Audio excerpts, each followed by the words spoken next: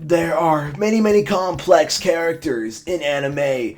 A very underrated example would have to be G.G. Allin from the hit band G.G. Allin and the Chipmunks.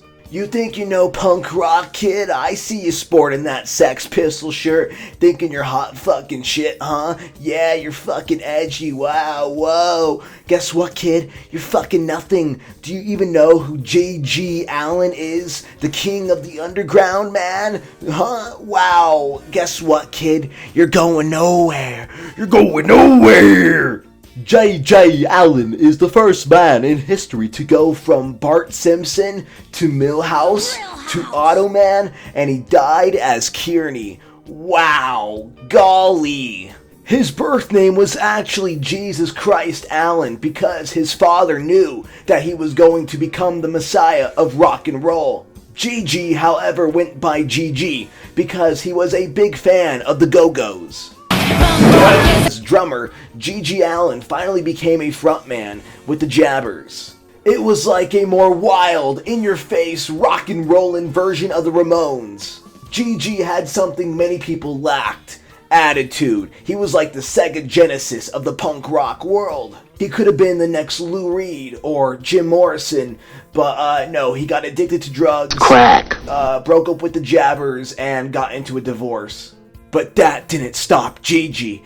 J.J. Allin was the frontman of many bands in the mid-80s. The most popular one of this era was the Scumfucks. His lyrics were more vulgar and raw. More anger was into his spirit. J.J. Allin wasn't your typical average man. No, G.G. Allin was a real man. He didn't let society tell what to do. Gigi told society what he wanted to do, and he wanted to jerk off on stage like a real man. All of Gigi's idols from the 70s turned into 80s new wave jack-offs, so G.G. Allin knew that it was up to him to save rock and roll. J.J. Allin didn't do a pussy bitch crime like rape or murder. No. G.G. Allin did a real crime. He cursed on a Christian Minecraft server. Because of this, G.G. Allin served 2 years in prison. But hey, he met some wacky faces like John Wayne Gacy. After being released from Butthole Touchin'ville, J.G. Allin could finally call himself a real tough guy.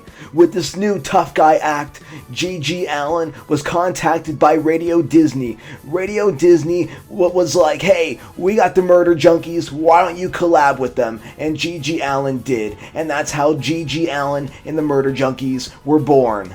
There was fights, brawls, beer bottles everywhere, and shit, because G.G. Allin would fling shit at his audience.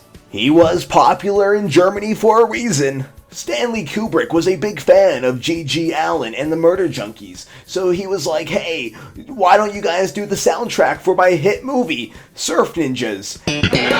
J.J. Allin was the real deal, and he was going places, but he kind of accidentally fell into a public pool with the toaster.